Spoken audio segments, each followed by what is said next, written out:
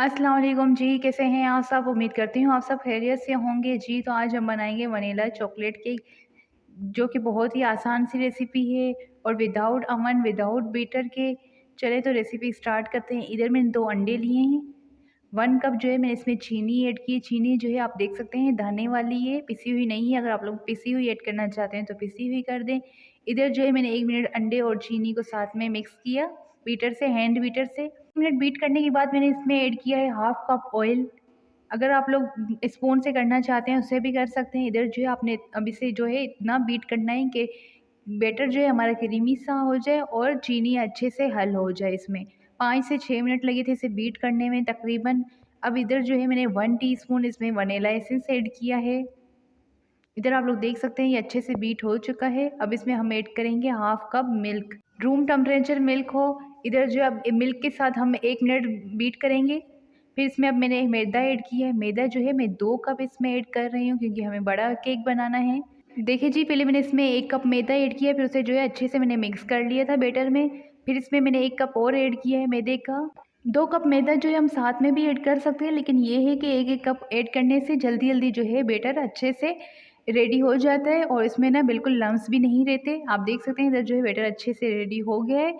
जी, तो आप लोग इधर देख सकते हैं हमारा बैटर जो है अच्छे से रेडी हो चुके हैं। आप देख सकते हैं इधर हैंड मिक्स की मदद से मैं ऊपर की तरफ ले रही हूँ तो अच्छे से नीचे गिर रहे हो। ना ही ज़्यादा गाढ़ा है, ना ज़्यादा रनी सा है। आप लोग देख सकते हैं अच्छे से बैटर जो है हमारा रेडी हो चुका है। अब हम इसमें ऐड करेंगे बेकिंग सोडा ऐड करेंगे 2 पिंच, 2 चुटकी मैंने इसमें बेकिंग सोडा की ऐड की है।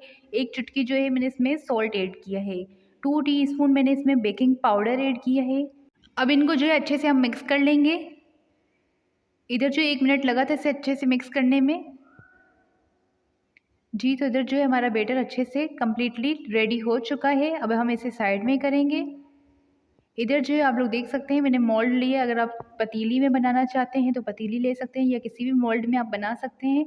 इधर ऑयल से अच्छे से इसे ग्रीस करना है। अगर आप लोगों के पास बटर पेपर ना हो तो मैंने आप लोगों को बताया हुआ है कि आटे के जो पेपर होते हैं उससे भी आप लोग कर सकते हैं, लेकिन जो है मैं बगैर बटर पेपर या पेपर के बना रही हूँ। इसे जो है मैंने अच्छे से ग्रीस कर लिया है ऑयल से। आप लोगों ने भी इसी तरह अच्छे से जब ऑयल से ग्रीस करेंगे आप लोग तो आप लोगों का केक जो है बिल्कुल मोल्ड में नहीं चिपकेगा। बैटर को जो है मैंने 2 हिस्सों में कर दिया था, दूसरे बाउल में ट्रांसफ़र कर दिया था जो कि उसी में से थोड़ा-सा मिस हो गया है। फिर हाफ़ जो है मैंने दूसरे बाउल में ऐड किया था, उसमें मैंने 2 टेबल स्पून के करीब कोको पाउडर ऐड किया है, फिर इसे अच्छे से मिक्स कर लिया है। इधर जो है मैंने मोल्ड में एक पेपर लगाया है बीच में सेंटर में। मैंने वनीला केक जब मोल्ड में ऐड किया था तब मुझसे वो सीन मिस हो गया, सॉरी। इधर मोल्ड में जो है मैंने सेंटर में आटे वाला पेपर रखा है जो मैंने आप लोगों को दिखाया था, वो अच्छे से इसमें फिट हो गया था, बिल्कुल भी नहीं हिला है। देखा, अब आप लोग देख सकते हैं अच्छे से रखा हुआ है। तो एक साइड में मैंने वनीला केक रखा है, ऐड किया है बैटर, एक साइड जो है मैंने चॉकलेट केक का। तो इधर आप लोग देख सकते हैं अब इसे मैंने पतीली में रख दिया है, पतीले में मैंने इसे रख दिया है और उसे सेंटर से जो है मैंने पेपर जो है मैंने इसमें से सेंटर से निकाल दिया था और उसे अच्छे से क्लीन कर दिया था। इधर आप लोग देख सकते हैं। अब इसे जो है हम इसे जो है अच्छे से कवर करके 40 मिनट तक बेक होने के लिए रखेंगे। आँच जो है आप लोग ने दम वाली रखनी है, इस चीज़ का आप लोग ने बहुत ध्यान देना है। इससे जो है नीचे से केक जो है जल भी सकता है बेस से, तो आप लोग ने इस चीज़ का बहुत ध्यान देना है। इधर जो है आप लोग देख सकते हैं केक जो है हमारा रेडी हो चुका है, अच्छे से बेक हो गया है। इसे मैंने टूथपिक की मदद से टेस्ट कर लिया था, ये पक चुका है, अंदर तक बेक हो चुका है। तो इधर जो है मैंने निकाल दी है। आप लोग ने भी ध्यान से निकालना है क्योंकि पतीला जो है बहुत ज़्यादा गर्म होता है। और केक को जो है मैंने ठंडा होने के लिए रखा था काउंटर पर, उसका लुक बहुत ही अच्छा आ रहा था तो मैंने थोड़ी सी जो है इधर क्लिप ले लिया था। जी, तो केक को काउंटर पे रखे हुए 10 से 15 मिनट हो गए थे, ये अच्छे से जो है ठंडा हो चुका है। अब जो है हम नाइफ़ की मदद से इसके किनारे साइड्स जो हैं उधर से अलग कर लेंगे ताकि मोल्ड में ना चिपके। और इधर जो है आप लोग देख सकते हैं मैंने अब हम केक डीमोल्ड करेंगे। इधर जो है आप लोग देख सकते हैं मैंने ऊपर से भी इसे हल्का सा टैप किया है, इस तरह जो है केक ईज़ी निकल आता है।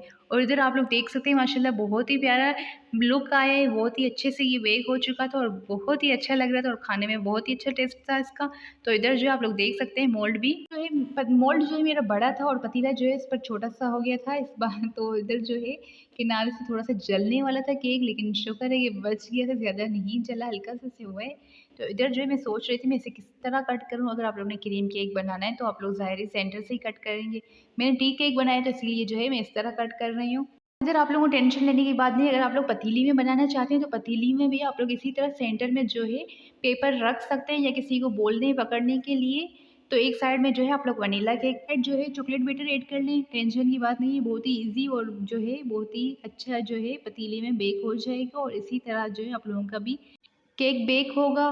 तो जी इधर आप लोग देख सकते हैं मैंने केक को कट कर लिया और ये बहुत ही अच्छा सा जो है सॉफ्ट और बहुत ही राइस ये हुआ था केक और बहुत ही ज़्यादा टेस्टी था। तो आप लोग ज़रूर ये रेसिपी ट्राई कीजिए और मेरे साथ फीडबैक ज़रूर शेयर कीजिएगा और कमेंट सेक्शन में बताइएगा आज की मेरी रेसिपी आप लोगों को कैसी लगी।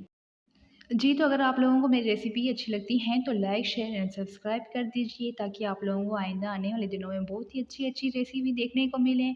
चलिए जी, तो फिर मिलती हूँ नेक्स्ट रेसिपी के साथ। अपना ख़्याल रखें। अल्लाह हाफ़िज़।